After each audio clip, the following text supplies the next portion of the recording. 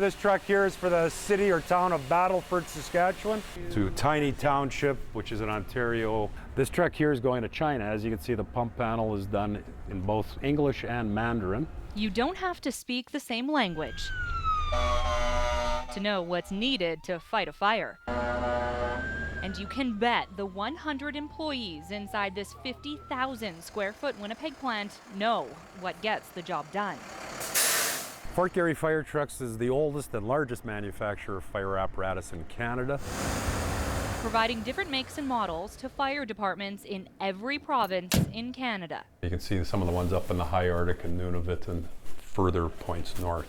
And every color is a different type of truck? Every color is a different type of truck, and where the flags are means 3+ trucks or multiple units. Overseas, too. So we have trucks now in Cuba, China, Pakistan, United Arab Emirates, Costa Rica, Venezuela, the Bahamas, Guatemala. No truck the same, no climate the same. We've learned a lot being in the extreme conditions. So trucks that are in the high Arctic were faced with extreme cold. Trucks that we have in United Arab Emirates were faced with extreme hot weather. Any big differences when it comes to making something for another country to hear? There can be some very specific differences. For example, the trucks we manufacture for United Arab Emirates have no heaters or heater cores in them because of the extreme heat.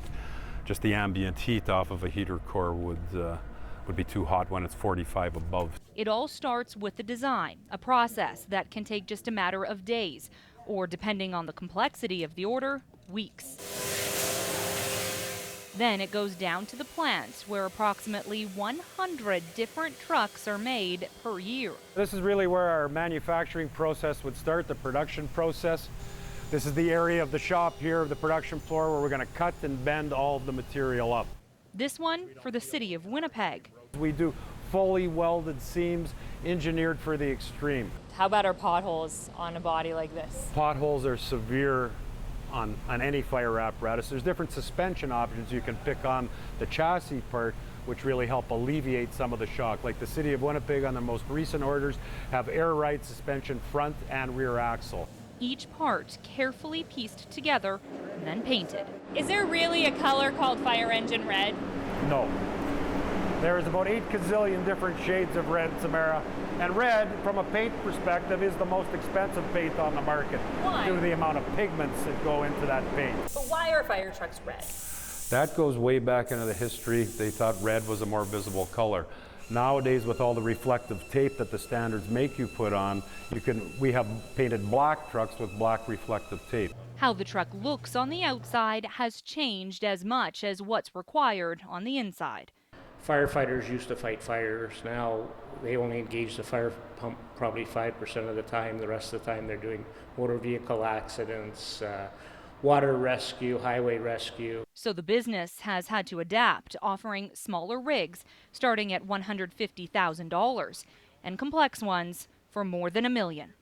It recently built an airport rescue fire truck for the Department of National Defense, one that could fit inside a military plane. We're, kind of a well-kept secret from the general public. The fire department people know who we are. Rick Suchet is the owner and president. He's also a volunteer firefighter. Even my wife, when we're in the car, whose truck is that? You live, breathe the business. And with time, develop a knowing ear. That siren is developed specifically for today's traffic conditions with younger people with big subwoofers and big stereo systems in their cars. They cannot hear the emergency vehicles coming up behind them. So Federal Signal developed this new model called a rumbler, and it's just at a different frequency than the other sirens.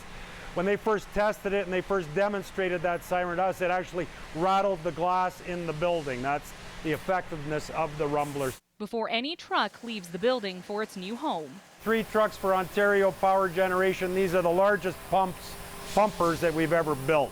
They're tested to make sure they work.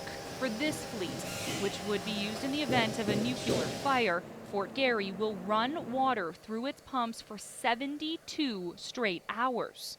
We're renting a quarry to do that, and we're going to have to keep a fuel coming to the trucks to test and spell off operators over that 72-hour test. In the event of a nuclear plant going up, these trucks have to operate for that long. No fire the same, but at the scene of the blaze, an often familiar look. the logo for a truck built in Manitoba, helping fight fires all over the world.